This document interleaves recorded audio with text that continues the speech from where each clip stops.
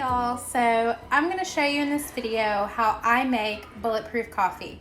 Now I have been making bulletproof coffee for about a year and a half, and I've made it several different ways. There are so many different ways to make it, but I'm going to show you how I've been making it for like the past 3 to 4 months. Every time I make it like this now.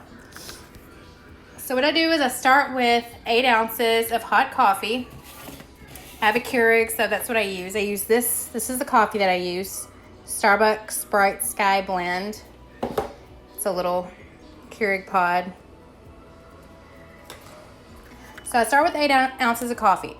So recently I have been using this power creamer. Now, I'm sure if you follow me, you've seen me post about this power creamer a lot. I do not get paid to promote this power creamer. I just promote it because I love it so much. It's just been a game changer for bulletproof coffee for me.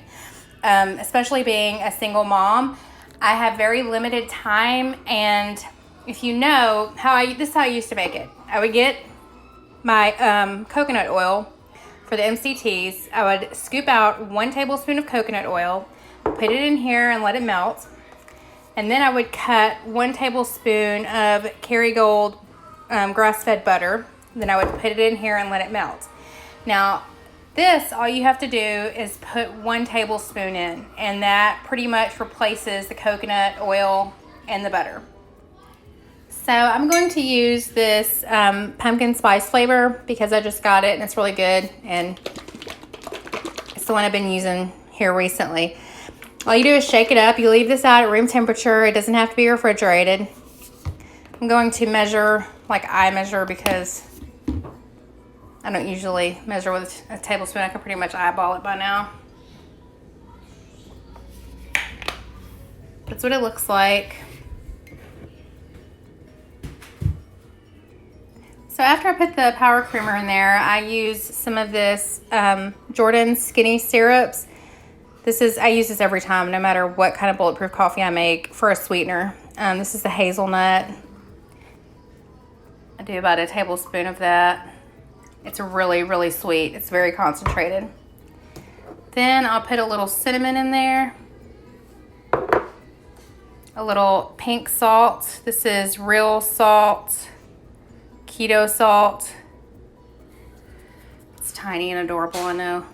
Put some of that in there. Then I use this sugar-free whipped heavy cream. Sometimes I'll use heavy whipping cream, and sometimes I'll use this. I don't use them both, just either or.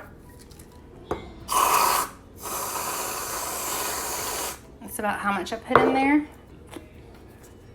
And then I always add more salt, just because I'm extra like that. And cinnamon. Look at that, beautiful. Beautiful. I love coffee. Okay, so the next thing I do is I take a hand frother mixer and I mix it together. If you're doing keto, I would definitely suggest investing in one of these hand blenders, hand mixers. It's a lot more convenient than having to do this with a blender. And mixing it up makes it frothy.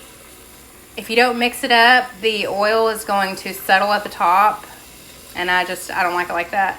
Most people use one of these to mix it up. So you just mix it up and mix it up as much as you want to, and it gets frothy.